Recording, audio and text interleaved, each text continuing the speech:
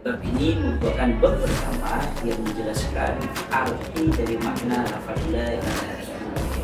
Karena yang dimaksud ma'bud di situ menurut beberapa ulama yang panjenengan sampaikan dalam penjelasan itu adalah sesuatu yang mampu. Kenapa kok yang berhak itu memang Allah? Karena Allah lah zat yang tidak membutuhkan apapun.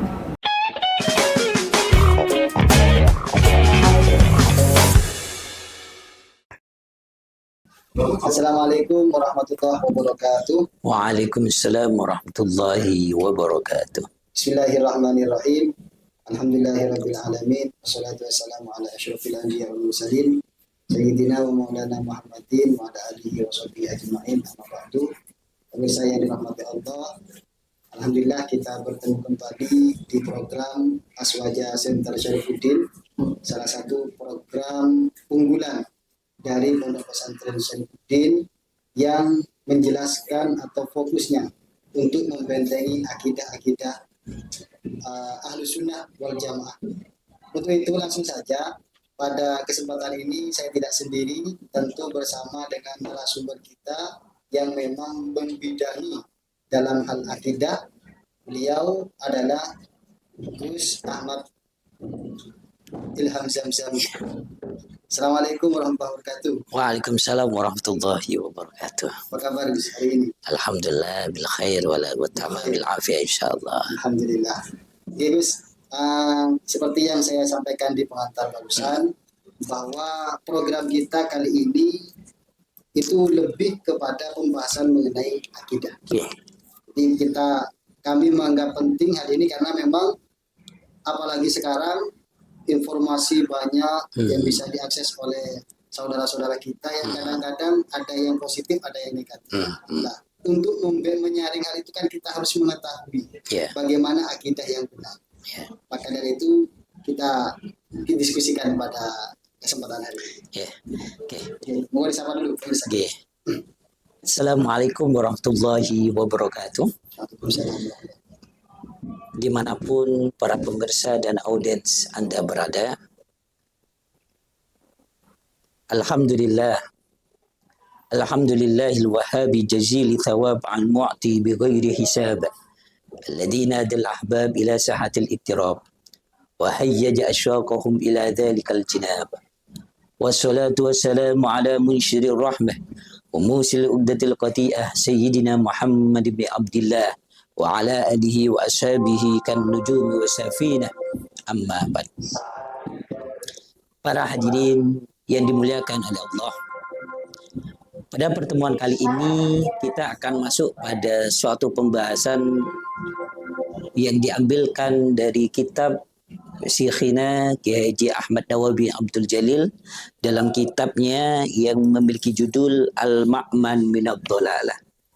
Kitab Al-Ma'man Minad Dhalalah ini merupakan karya daripada salah satu pengasuh pondok pesantren Sidogiri yang ke-12, di mana fokus utama dari kitab Al-Ma'man Minad Dhalalah adalah cara bagaimana beliau membentengi akidah masyarakat.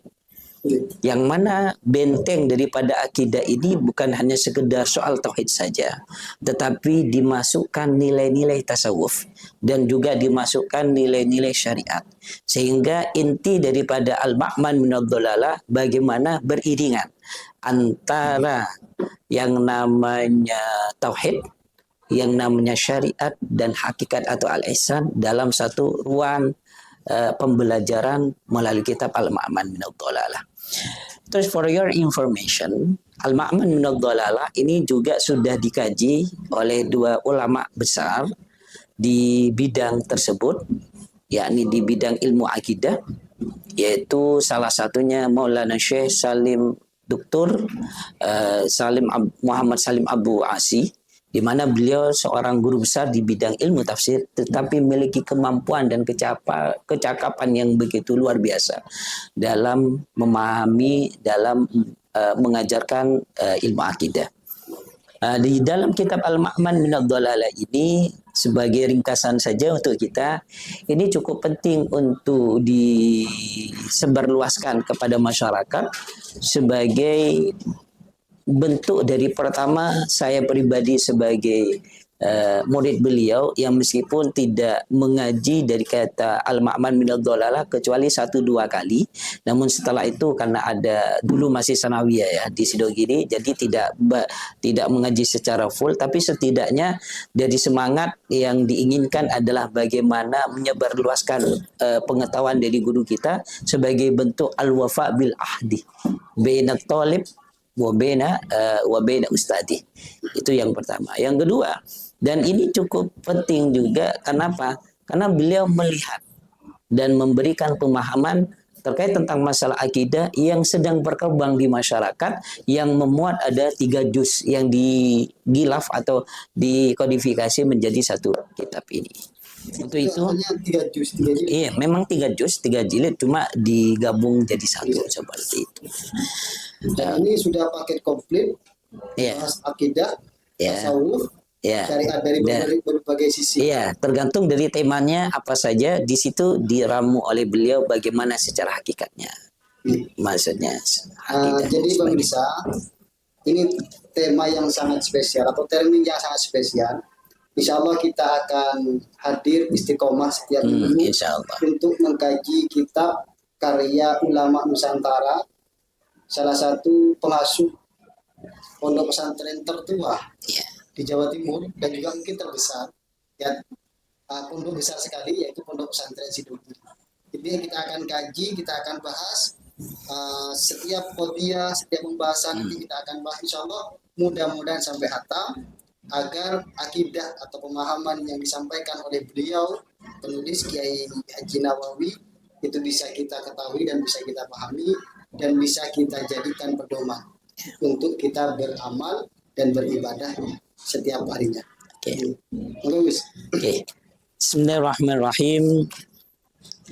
Natawassal ila Allah bijahin Nabil Mustafa Sayyidina Muhammadin sallallahu alaihi wasallam.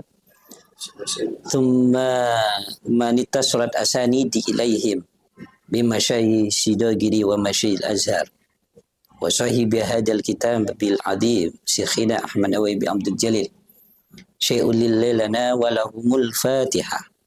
A'udzu billahi minasyaitonir rajim. Bismillahirrahmanirrahim. Maliki yaumiddin. Iyyaka na'budu wa iyyaka nasta'in. Mustaqim shiratal ladzina an'amta 'alaihim ghairil maghdubi 'alaihim.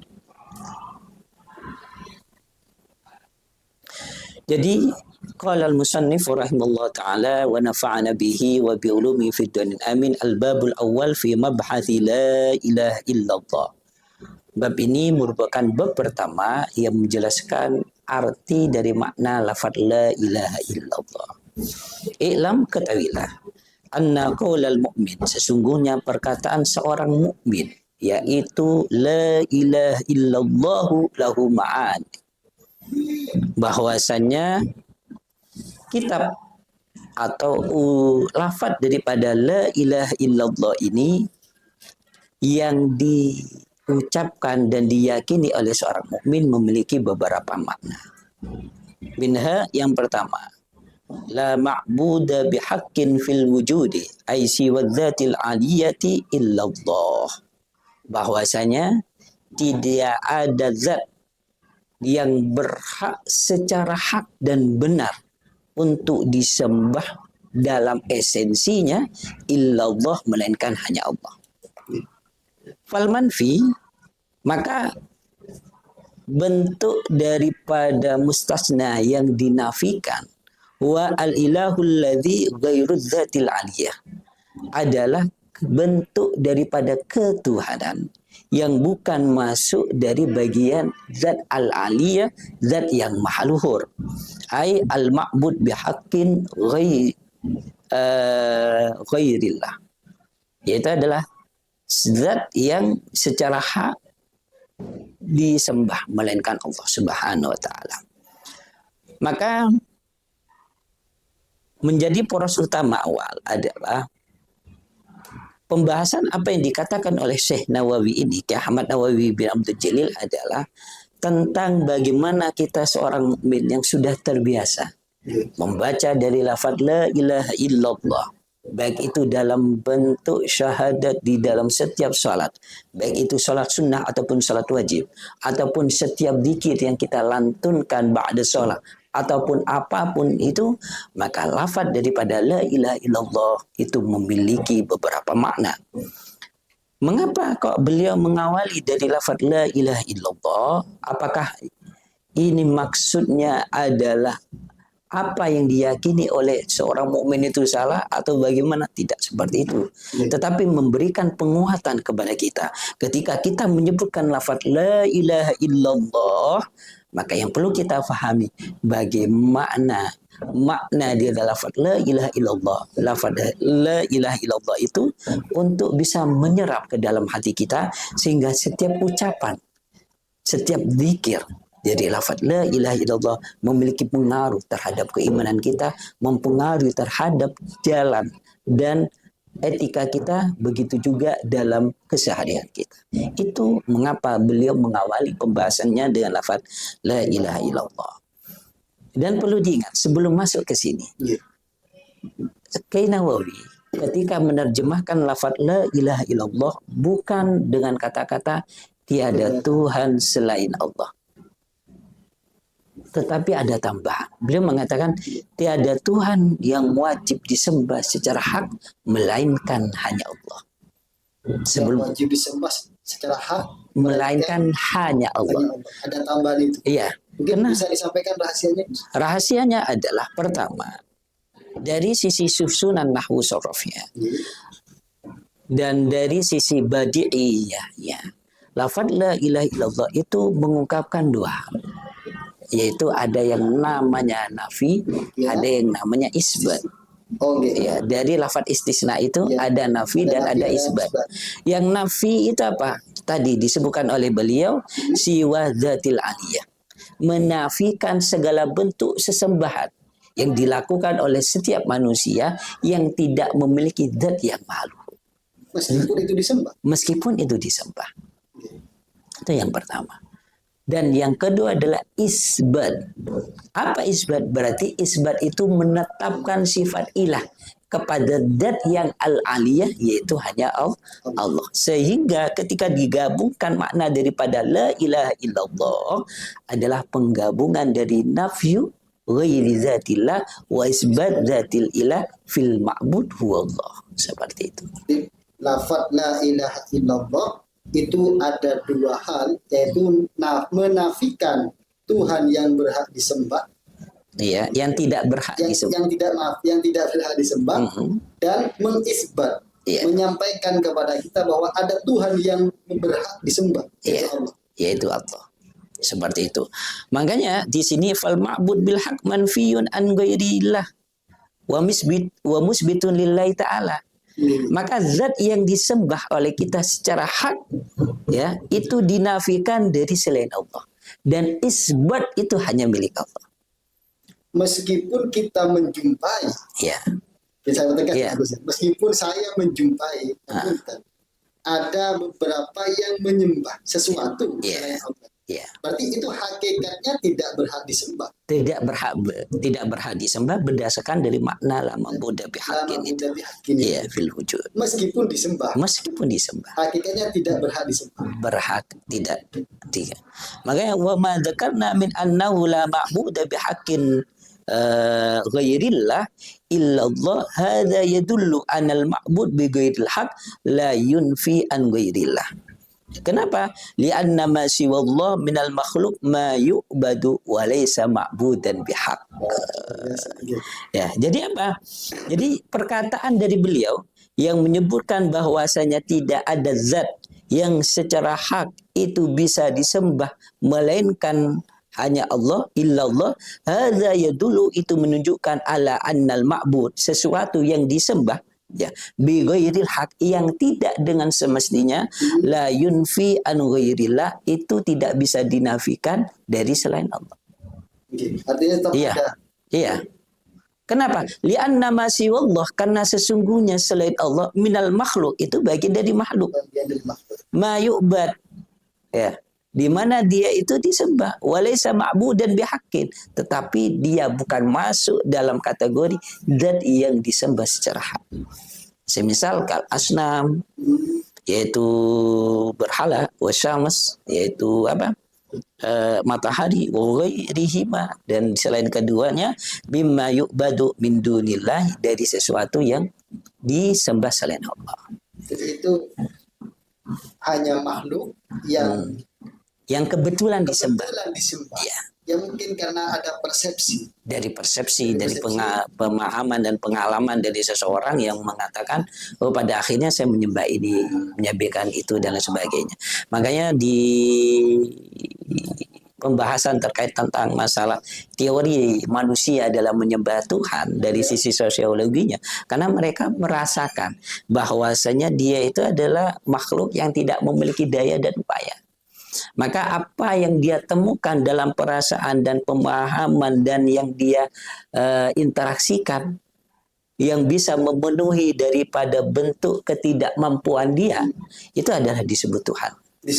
Disebut Tuhan dan yang disebut yang disembah dalam perspektif ini. Dalam perspektif mereka. Maka tidak salah. Kadang-kadang ya salah sebenarnya.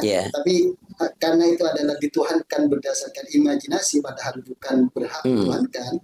Itu saya teringat dengan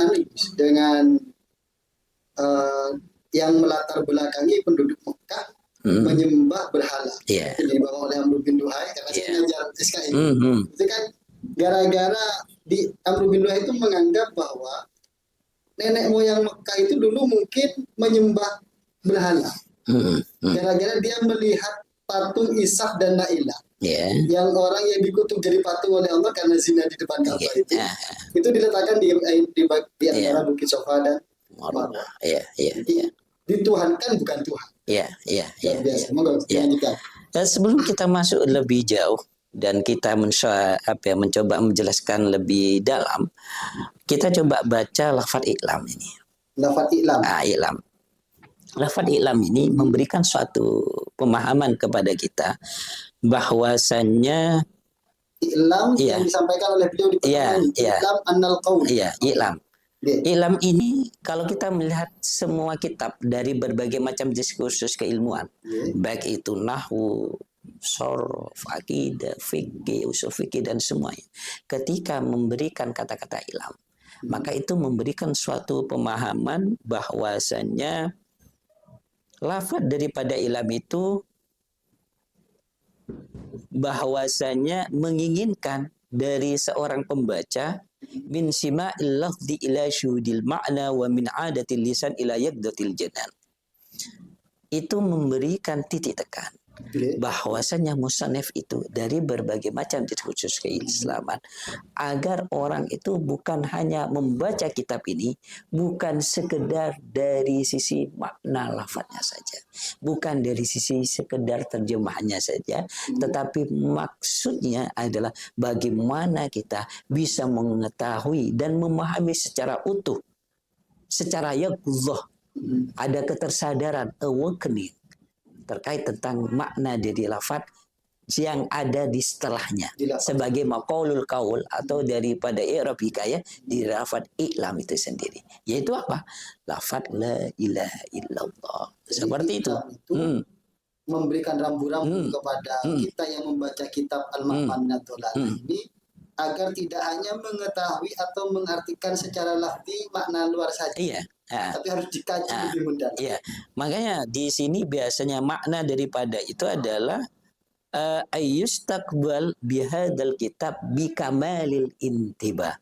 Maksudnya kamalil intiba adalah bagaimana kita sebagai seorang pembaca kitab itu, dalam hal ini kitab Al-Ma'man min ad-Dalalah, dalam kondisi benar-benar kesadaran penuh. Sehingga ketika ilmu itu masuk kepada diri kita, ketika kita dengan kesadaran penuh, maka yang terjadi kita bisa membuka hal-hal kebodohan kita untuk kemudian diobati dengan ilmu daripada i'lam maqaulul qaul yang ada di dalam kitab tersebut. Seperti itu. Tidak sekedar baca, tapi beliau tuh dengan penuh kesadaran. Iya, dengan penuh kesadaran. Karena membaca secara penuh kesadaran itu mempengaruhi cara ilmu yang kita dapat. Kesadaran itu bisa didapat dengan berbagai macam cara, bukan hanya sekedar fokus, tetapi kita memiliki perangkat-perangkat ilmunya itu.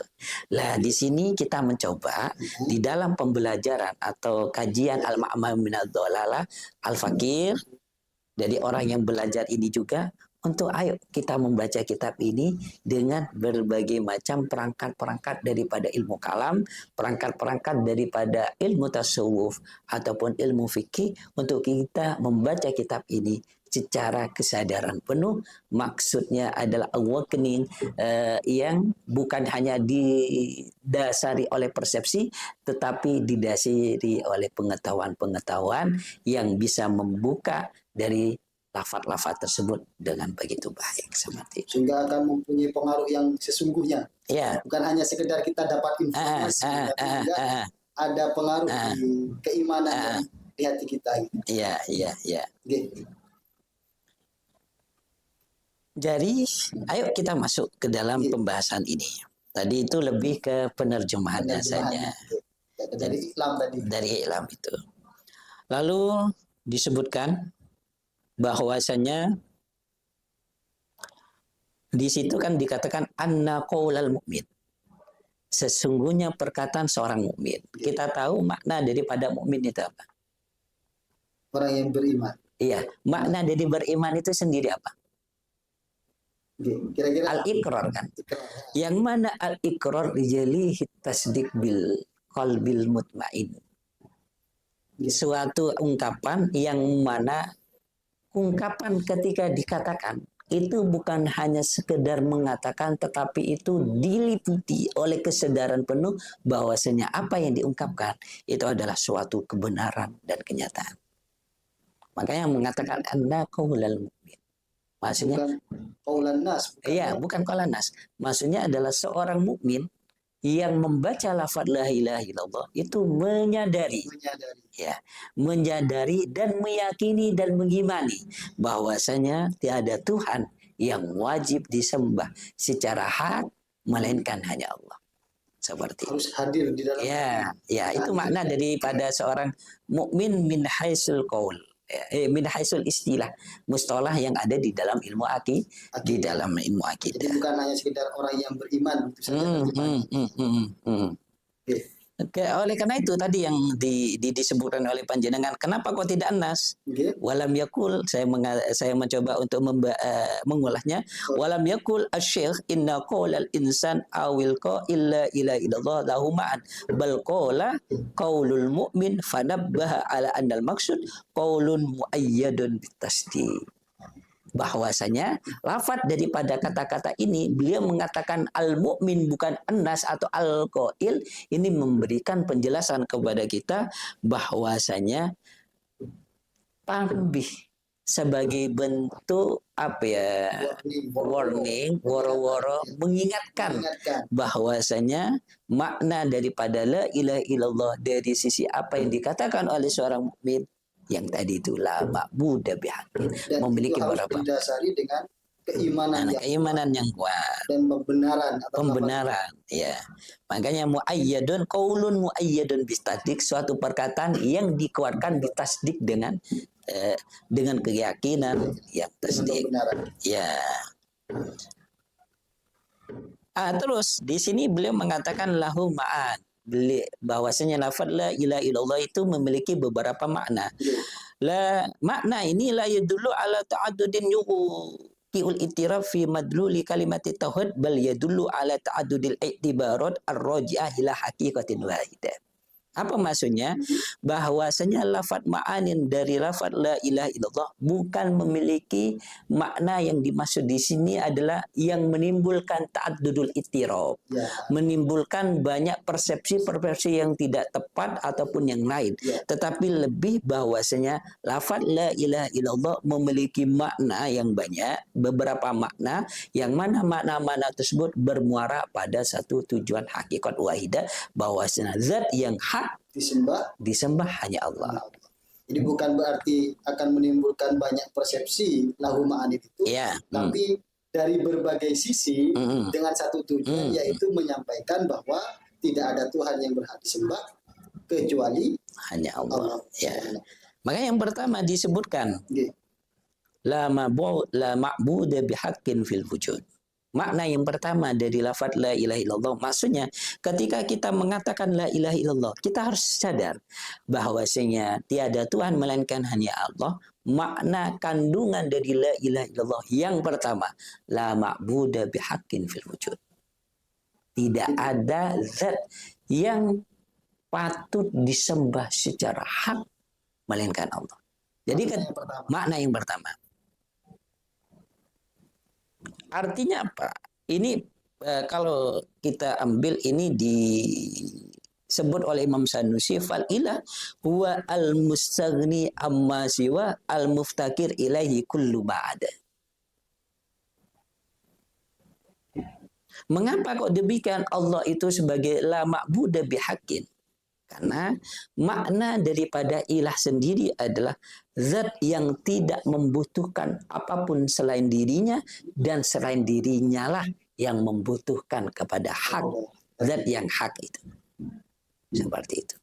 Itu yang pertama. Alasannya kenapa diartikan itu? Iya, alasannya kenapa kok diartikan seperti itu? Sehingga karena Allah itu adalah al-mustaghni amma siwa, ya.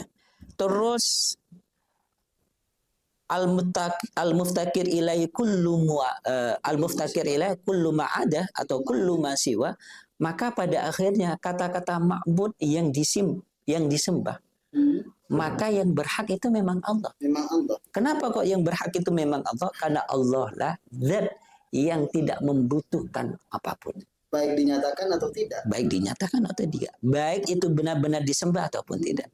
Tetap adalah Allah. Zatnya Allah ya Allah. Ya Allah. Sebagai zat yang ma'budu bil haq. Sebagai zat, sebagai al-ilah. Karena Allah adalah tidak membutuhkan kepada selain Allah. Dan selain Allah lah yang membutuhkan. Al-mustaqir ilaihi kullu ma'ada. Al-mustaqir ilaihi kullu ma'ada. Kullu ma'ada. Luar biasa. Iya.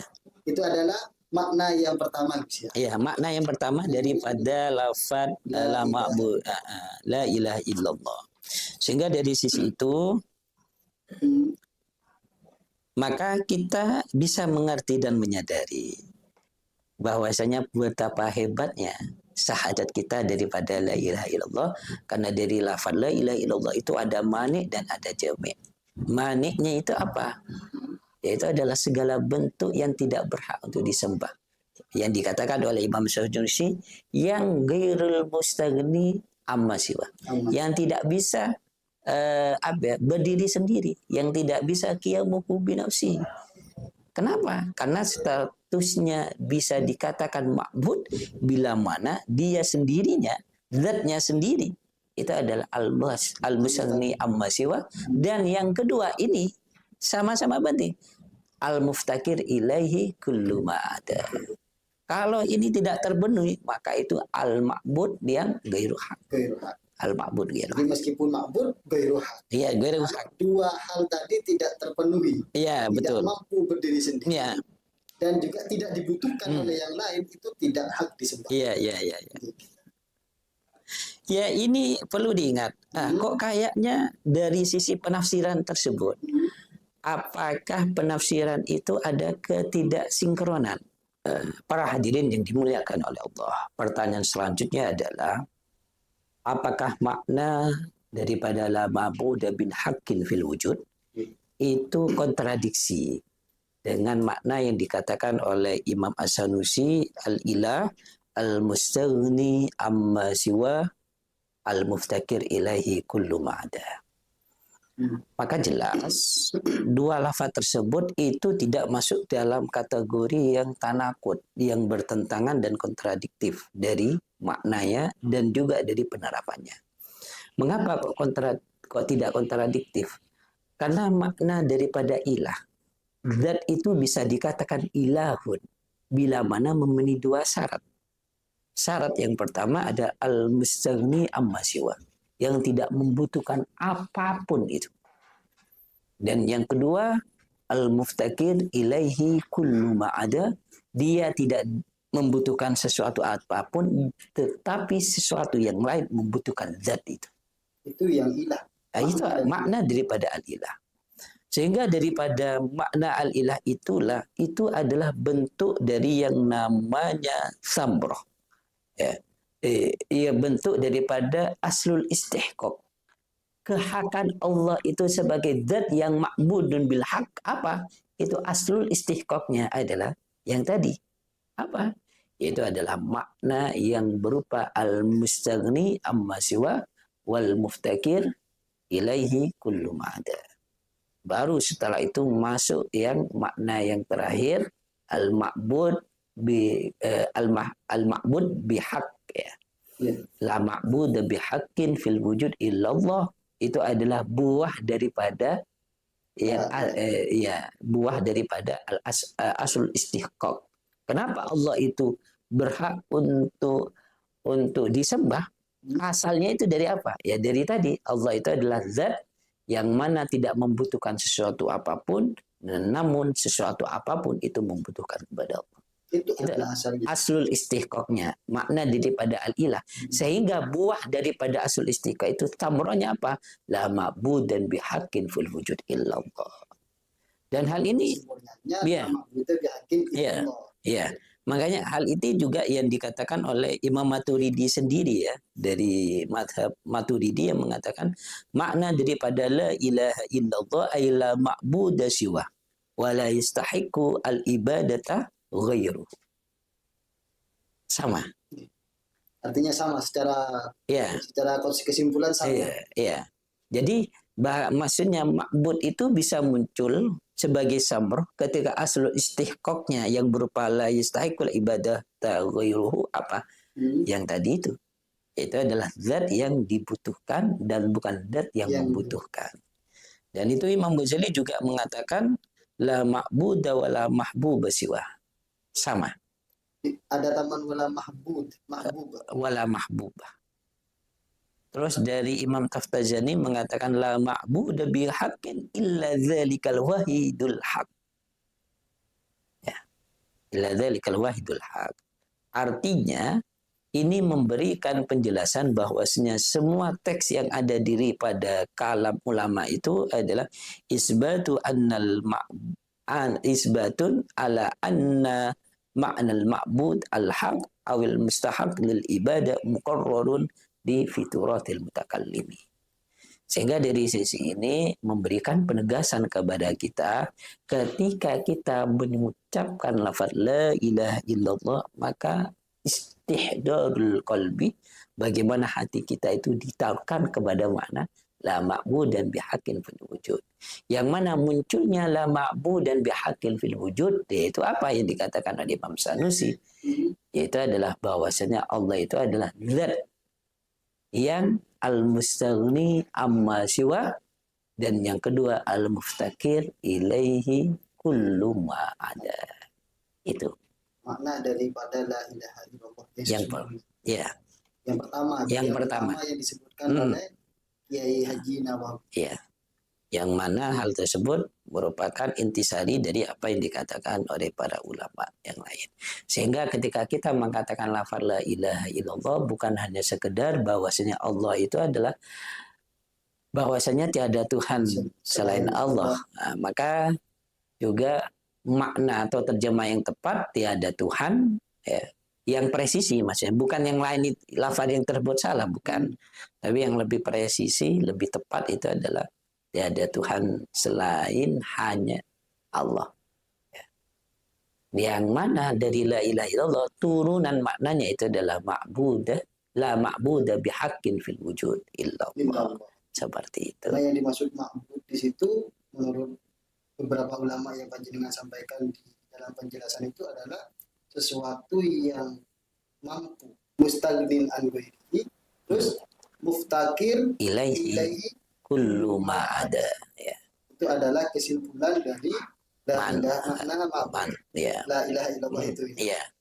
Sehingga Allah itu memang aslul istiqaq, memang layak untuk disembah. Iya, layak disembah karena memenuhi syarat tadi daripada ilah yang mustasna minhu itu.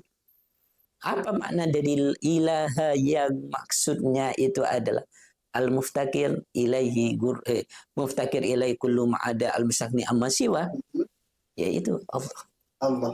Ya, karena yang memenuhi syarat Iya. daripada ilah dalam Tadi dua makna tadi. itu adalah Allah saja. Kalau tidak ada dua tadi, Ya, misalnya masih tidak mustagnin, an ghairihi, terus muftakir ila ghairihi, meskipun dia itu disembah barang itu, maka dia pada hakikatnya tidak berhak disembah.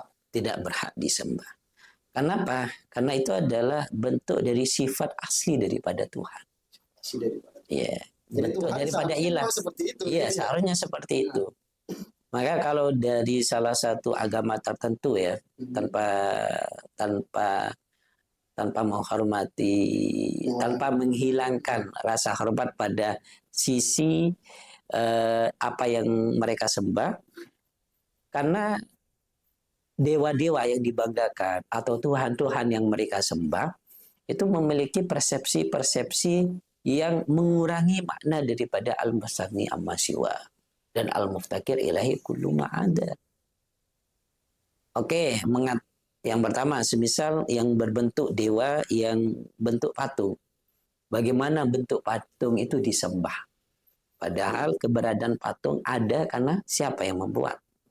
Oke, ini bukan patung. Sebenarnya kami tidak menyembah patung. Kan ada yang mengatakan seperti itu. Kami itu tidak menyembah patung, tapi menyembah terhadap representasi terhadap patung itu sebagaimana seorang muslim yang menyembah kepada Ka'bah atau menghadap kepada Ka'bah. Kalau memang seperti itu, tapi bukankah perspektif dari masing-masing Tuhan atau dewa yang disembah oleh agama tertentu itu mengarah kepada keterbatasan. Kenapa kok mengarah keterbatasan? Karena Tuhan ini atau dewa ini fokusnya kepada hal ini. Sedangkan dewa yang lain fokus pada hal tersebut. Punya tugas masing-masing. Punya tugas masing-masing dan sebagainya. Okay. Saya teringat Gus, dulu itu saya pernah ngajar, ya diskusi tentang ketuhanan. Saya sampaikan tidak boleh Anda itu menggambarkan atau mengimajinasikan Tuhan. Seperti apa Tuhan? Itu adalah sebuah kesalahan.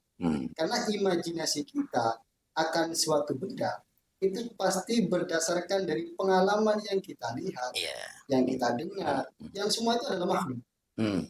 Jadi kalau Anda membayangkan Tuhan seperti ini atau seperti itu adalah sebuah kesalahan. Karena yang Anda bayangkan sebenarnya bukan Tuhan, tapi imajinasi dari apa yang dia dapatkan untuk merepresentasikan Tuhan itu seperti itu. Jadi saya kaitkan dengan hantu waktu itu. Tidak, pasti dari setiap daerah itu hantunya berbeda-beda. Kayak hantu di sini mungkin dulu saya pernah bahas hantu di Mesir. Itu mungkin bayangannya di Mesir itu beda-beda.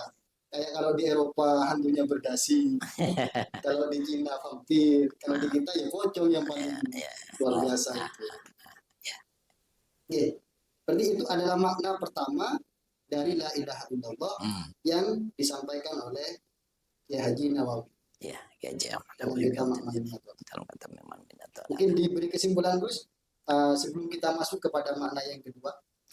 Oke, pada akhirnya kesimpulannya yang diinginkan oleh Syekhona ini adalah tentang bagaimana ketika kita beribadah itu bukan hanya sekedar memahami artinya, bukan hanya sekedar bagian daripada rutinitas ritual. Mengapa demikian? Karena jika hal itu terjadi, kita sebagai hamba maka akan menghilangkan esensi dari sebuah ibadah itu. Baik itu berupa ibadah mahdhah ataupun ibadah yang ghairu mahdhah.